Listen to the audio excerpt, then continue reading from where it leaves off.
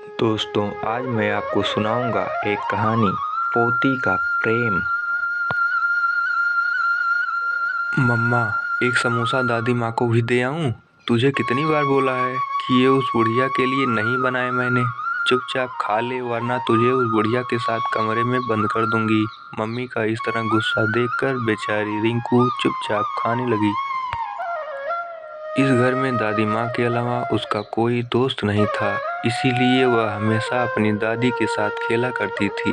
पापा की इकलौती संतान होने के कारण दादी माँ के अलावा और कोई नहीं था जो उसके साथ खेल सके, पर कविता हमेशा उसे अपनी सास के पास जाने से रोकती थी, क्योंकि उसका मानना था कि वह एक अभागिन है जिसने उसकी पहली संतान बेटे को निगल लिया। अजय आज दुकान से जल्दी ही आने वाले थे, क्योंकि आज कविता का जन्मदिन था, इसलिए कविता ने पहले से ही सब तैयारियां कर रखी थीं, बस अजय का इंतजार था।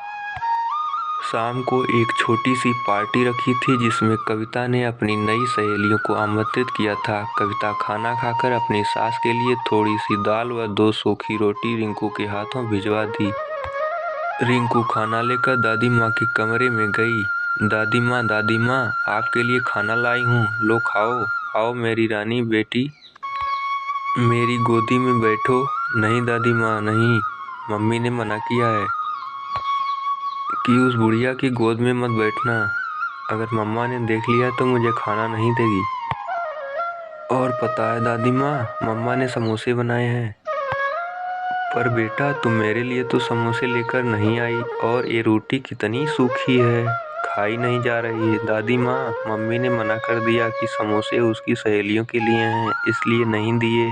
तुमने समोसे खाए क्या? कैसे बने थे? बहुत स्वादिष्ट बने थे दादी माँ। रिंकू के मुख से ये बात सुनकर बुढ़िया के मुंह में पानी आ गया। रिंकी बेटा, अब समोसे और कितने बचे हैं? बहुत बचे हैं दादी माँ। अभी तो दादी माँ, मैं देखते हूँ, अगर मम्मी किचन में नहीं हुई तो मैं आपके लिए एक समोसा ले आऊंगी। रिंकू बाहर निकल कर देखती है कि मम्मी तो अभी टीवी देखने में बिजी है। चुपके से किचन में घुस जाती है और धीरे से कड़ा से एक समोसा लेकर अपने नन्हे हाथों में छुपाए अपनी दादी को ला कर दे देती है। बुढ़िया जैसे ही रिंकू के हाथों में समोसा देखती है तो वह बहुत खुश हो जाती है और जल्दी जल्दी खाने लगती है। रिंकू जब ये सब देखती है तो उसे बहुत आश्चर्य होता है। दादी माँ, धीरे खाओ, नहीं तो गले में ही अटक जाएगा। बुढ़िया थोड़ी ही देर में समोसा चट कर जाती है। वास्तव में समोसे तो बहुत स्वादिष्ट हैं बेटा, चुपके से एक और ले आओ, और खाने का मन कर रहा है। अभी नहीं दादी, मम्मी देख लेगी तो तुम्हें बहुत मारेगी और मुझे भी। अब मैं नहीं जाऊंगी दादी माँ। उसे पता था कि अगर मम्मी ने देख लिया तो उस दिन की तरह दादी को कई दिनों तक भूखा रहना पड़ेगा। बुढ़िया को अब रह रह कर उस समोसे का स्वाद याद आ रहा था। बेचारी अंगुलियां चाटती रह गई। अब मैं जाती हूँ दादी माँ, नहीं तो मम्मी को पता चल जाएगा। अगर रात को समोसे और बचे तो मैं और ले आऊंगी। कविता टीवी देखते हुए, खाना खाया बुढ़िया ने? हाँ। मम्मी खा लिया? मम्मा, पापा नहीं आए अभी तक? नहीं आए, पर आते ही होंगे मम्मा। आपने मेरे लिए पापा से क्या मंगवाया? तुम्हारे लिए एक बार एक बड़ी सी गुड़िया मंगवाई है।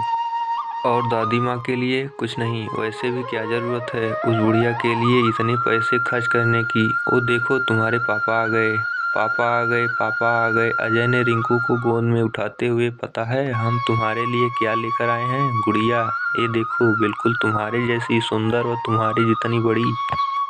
लाओ, मैं इसे दादी माँ को दिखा कर आती हूँ। दादी माँ, ये देखो, पापा हमारे लिए गुड़िया लेकर आए हैं। देखो कितनी सुंदर है। ये तो वाकई में बहुत सुंदर है, बिल्कुल तुम्हारी तरह है। ये लो कविता, तुमने जो मंगवाया था सब है, देख लो, कहीं कोई सामान छोड़ तो नहीं गया।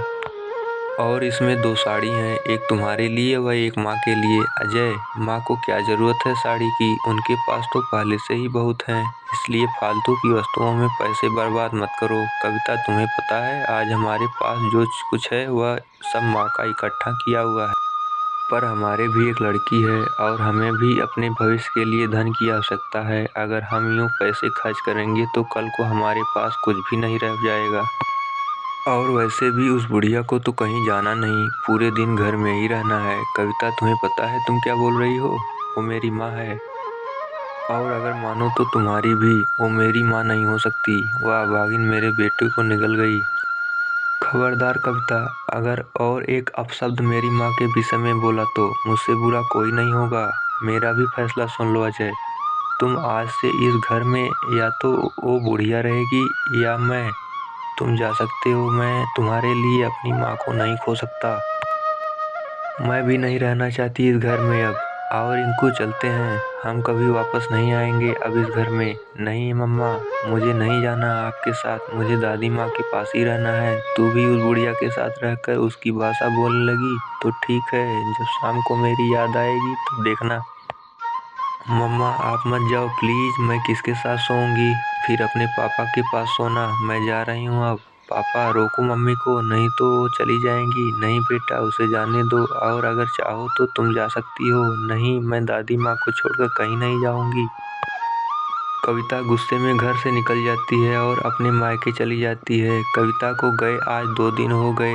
दादी माँ को जब ये पता चला तो उन्होंने 2 दिन से खाना पीना भी छोड़ दिया। कविता हमेशा उसे बुरा भला कहती, यहाँ तक कि खाना भी ढंग से नहीं देती। फिर भी आज उसकी सास उसकी इतनी ज़्यादा फिक्र क्यों करती थी, उसे बहुत बुरा लगा। और कविता के घर से जाने का सबसे बड़ा कारण वो अपने को मान रही थी। अजय भी कविता के जाने से बहुत दुखी था।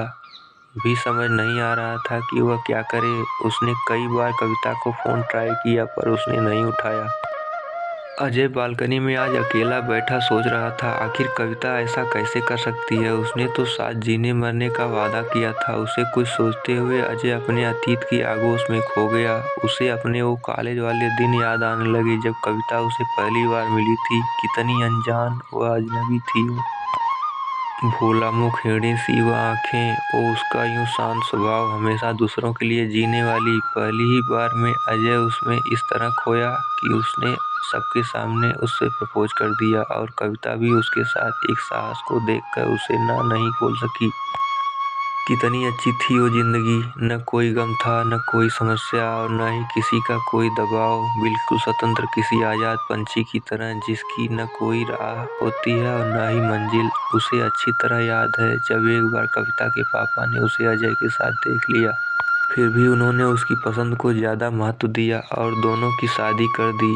पर आज वह क्यों इतना असहाय हो गया था कि किसी बहेलिए के बाणों द्वारा बिधे पक्षी की तरह जमीन पर अनाथ पड़ा हो। पापा पापा, मम्मा का फोन आया है, आपसे बात करने को बोला है।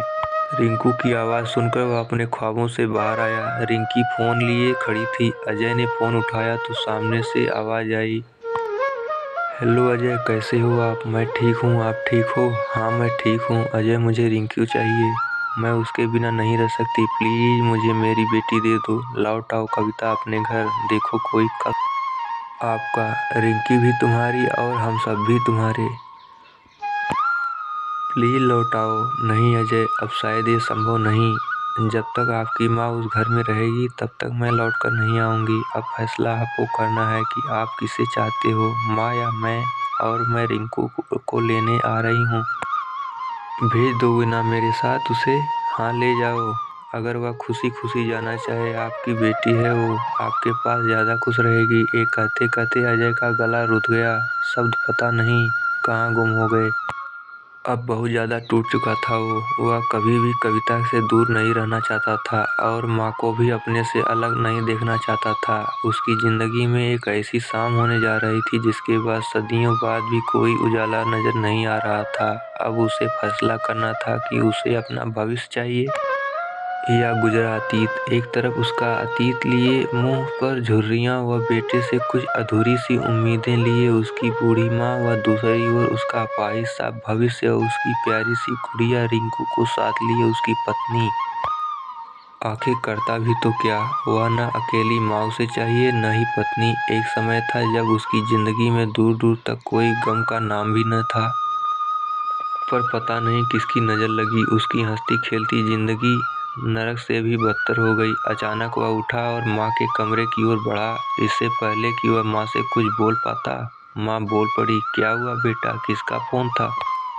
कविता का फ़ोन था क्या? क्या वो वापस आ रही है? हाँ माँ वापस आ रही है, पर रहने के लिए नहीं, हमेशा के लिए, हमसे दूर होने व रिंकू को ले जाने के लिए। अजय ने कविता के साथ हुई सारी बातें माँ को बता दी। बेचारी बुढ़िया, जिसने कभी सोचा भी नहीं था कि बात यहाँ तक बढ़ जाएगी कि उसे वृद्धाश्रम जाने तक की नौबत आ जाएगी। अजय की बात सुनकर बेचारी कुछ देर खामोश हो गई। अंत में फैसला किया कि वह वृद्धाश्रम चली जाएगी, पर कभी भी अजय व कविता को अलग नहीं होने देगी। माँ के मुंह से ऐसी बात सुनकर अजय हक्का बक्का रह गया। ये क्या कह रही हो माँ, तुम अपना स्वयं का घर छोड़कर वृद्धाश्रम में जाओगे और एक अनाथ की जिंदगी जियोगी? मैं कभी नहीं होने दूंगा। क्या आप कविता के लिए अपना घर छोड़कर जाओगी? अच्छा होता अगर मैंने आपके खिलाफ जाकर कविता से शादी न की होती, तो शायद आज ये नौबत ही न आती। नहीं बेटा, ऐसी बात नहीं। कविता तुम्हारी धर्म पत्नी है, आपको उसके बारे में ऐसा नहीं बोलना चाहिए। और रही बात मेरी, तो मेरे पास तो अब बहुत कम समय बचा है, जो वृद्धाश्रम से ही गुजार लूंगी। पर अभी आपकी पूरी जिंदगी शेष है। मेरे जाने के बाद कविता ही एकमात्र सहारा होगी आपका। और वैसे भी कौन सा दुनिया छोड़कर जा रही हूँ। जब कभी याद आए मेरी तो मिलने चले आना। वहाँ पर हर सुविधा भी होगी, नर्स डॉक्टर, आपको भी कोई परेशानी नहीं होगी और न ही कविता को। माँ के बहुत ज़्यादा समझाने पर अजय मान गया और माँ को वृद्धाश्रम में छोड़ने के लिए तैयार हो गया। दूसरे दिन माँ का सारा सामान पैक कर अजय माँ को न चाहते हुए भी उनकी जिद के कारण वृद्धाश्रम छोड़ आया। कविता को जब ये पता चला तो वह बहुत खुश हुई कि अब उसे उस घर में कोई समस्या नहीं होगी और वह अपने ससुराल वापस लौट आई। पर अब अजय वो पहले वाली बात नहीं रह गई थी। अजय अब पहले जैसा बिल्कुल नहीं था। वह बहुत ज़्यादा उदास रहने लगा और बहुत ज़्यादा समय वह मौन ही रहा करता। कविता जिस खुशी की लालसा में यहाँ आई थी, वह उसे अब यहाँ बिल्कुल नज़र नहीं आ रही थी। अजय हमेशा सुबह माँ से मिलने आया करता था। वह जब भी उस वृद्धाश्रम से गुजरता था, माँ से मिलकर ही जाता। वृद्धाश्रम आने के बाद अजय की माँ अचानक बीमार रहने लगी। डॉक्टर नर्स सब बहुत परेशान हो गए, लेकिन अजय की माँ के कहने पर किसी ने भी अजय से इस बारे में बात नहीं की, क्योंकि अजय की माँ चाहती थी कि वह हमेशा खुश रहे। जब कई दिनों बाद भी तबीयत में सुधार नहीं हुआ तो डॉक्टरों ने उन्हें एक बड़े हॉस्पिटल में चेकअप के लिए भेजा। जब रिपोर्ट आई तो पता चला कि उन्हें कैंसर है और ये बीमारी लगभग 2 वर्ष पहले से है। जब भी माँ से मिलने आता तो कविता को बहुत बुरा लगता। वह हमेशा उन्हें वहाँ जाने से रोका करती। वह कभी कभी रिंकू को भी साथ ले जाया करता, जिससे कविता और भी ज़्यादा बिगड़ जाती। अब अजय भी काम के दबाव के कारण कई दिनों बाद ही वहाँ जाया करता, पर उसे यह पता नहीं था कि उन्हें कैंसर है। अब उनकी तबीयत और बिगड़ने लगी। एक बार अजय कहीं जा रहा था, इसलिए उसने सोचा कि माँ से मिलकर चलते हैं, पर जैसे ही वह अंदर गया तो उसे माँ कहीं भी नहीं दिखाई दी। जब आसपास पूछा तो पता चला कि उनकी तबीयत बहुत खराब है और वह अस्पताल में भर्ती हैं। जब वह हॉस्पिटल पहुंचा तो पाया कि माँ की तबीयत बहुत ज़्यादा खराब थी। दवा के नशे में वह अजय को भी नहीं पहचान रही थी। डॉक्टर ने बताया कि जब उनकी ज़िंदगी के बहुत कम दिन बचे हैं। डॉक्टर ने अजय को उसकी माँ की बीमारी के बारे में भी बता दिया। अचानक डॉक्टर के मुंह से ऐसी बात सुनकर जैसे उसे बहुत गहरा धक्का लगा। उसने कभी नहीं सोचा था कि जिंदगी में कभी ऐसा भी दिन आएगा जो उसे माँ से हमेशा के लिए अलग होना पड़ेगा। डॉक्टर, अजय, पता है ये बहुत भयानक बीमारी है। अब तक इसका इलाज कुछ गिने चुने देशों में ही होता है, जहां इलाज कराने के लिए बहुत ज़्यादा पैसे की आवश्यकता पड़ती है। पर अगर ये खुश रहे तो शायद कुछ ज़्यादा समय निकाल सके, वरना अगर यूं ही चिंता करती रही तो हम कुछ नहीं कर पाएंगे। डॉक्टर, इन्हें खुश रखने के लिए मुझे क्या करना चाहिए? अजय, आप इसे अपने पास घर ले जाओ। घर को छोड़कर ही इनकी तबीयत ज़्यादा डाउन हो गई। अगर आपके साथ रहेंगी तो आप इनकी दवा दारू भी अच्छे से कर सकते हैं और अच्छे से देखभाल करने से इनकी ज़िंदगी कुछ आसान हो जाएगी और आप इन्हें कल शाम तक घर ले जा सकते हैं। डॉक्टर से सलाह लेकर अजय पर घर की ओर चला। अब उसे एक ही इंसान दिखाई दे रहा था, वो थी कविता। उसे मनाना शायद उसके बस की बात नहीं थी। उसे अच्छी तरह पता था कि वह इसके लिए कभी नहीं मानेगी, पर अगर माँ को घर नहीं लाया गया तो बहुत ही अनहोनी हो जाएगी। जब अजय घर पहुंचा तो रिंकी भागकर उसकी गोद में चढ़ गई। पापा, आज आप दादी माँ के पास गए थे क्या? कैसी हैं वो? मेरी याद आती है उसे यहाँ। कल वह आपको बहुत याद कर रही थी। कल हम उसे फिर से घर ले आएंगे। सच्ची क्या पापा? हाँ सच्ची। अजय जब कविता के पास गया तो वह खाना बना रही थी। कैसी हो कविता? मैं ठीक हूँ अजय, आप ठीक हो ना? नहीं कविता, मैं ठीक नहीं हूँ। पता, आज मैं अम्मा से मिलकर आया। उनकी तबीयत बहुत खराब है। उन्हें कैंसर है। डॉक्टर ने बताया कि उनके पास 1-2 दिन का समय बचा है। डॉक्टर ने बताया कि अगर हम उन्हें घर ले आए तो उनके बचे दिन आसान हो जाएंगे। कविता, अगर आप बुरा ना मानो तो क्या हम उन्हें घर ले आएं? उनके पास बहुत कम समय बचा है। बस इस बार मान जाओ कविता, इसके बाद आप जो कहोगी मैं करूँगा, पर इस बार मेरी बात मान लो प्लीज़। चलो ठीक है अजय, अगर आप चाहते हो तो ले आओ, पर इसके बाद कभी मेरी कोई बात नहीं टालोगे, हाँ? बिल्कुल कविता। कविता के मुख से ऐसी बात सुनकर अजय को बहुत ज़्यादा अचरज हुआ, पर खैर जो भी हुआ अच्छा ही होगा, ये सोचकर गार्ड को धन्यवाद कहा। वह माँ को लाने के लिए सुबह का इंतजार करने लगा। सुबह जल्दी उठकर वह रिंकू को साथ लेकर माँ को लाने चला। आज वह बहुत खुश था। वह अपने सब दुख दर्द भूल गया था। वह तो ये भी भूल गया था कि जल्द ही उसकी माँ उसे हमेशा के लिए अकेला छोड़कर अलविदा कह जाएगी। रिंकू को साथ लिए वह उस हॉस्पिटल पहुंचा, पर जैसे ही वह माँ के कमरे की तरफ बढ़ा उसके होश उड़ गए। आंखों के आगे अंधेरा सा छा गया और आंखों से आंसुओं का समुंदर उमड़ आया। उसकी माँ अब तक उनसे बहुत दूर जा चुकी थी, हमेशा के लिए उन्हें छोड़कर। प्यारी रिंकू को छोड़कर आज कविता की भी समस्या हल हो चुकी थी। अब वह कभी भी अपना घर छोड़कर नहीं जाएगी। डॉक्टर ने बताया कि रात को उनकी तबीयत बहुत ज़्यादा खराब हो गई और जोरदार खांसी के साथ रक्तस्राव होने लगा और देखते ही देखते उनकी सांसें उखड़ गईं। दोस्तों, आपको कहानी कैसी लगी कमेंट करके ज़रूर बताइएगा। कहानी पसंद आई हो तो वीडियो को लाइक, शेयर और चैनल को सब्सक्राइब करें। वीडियो को पूरा देखने के लिए बहुत बहुत धन्यवाद दोस्तों।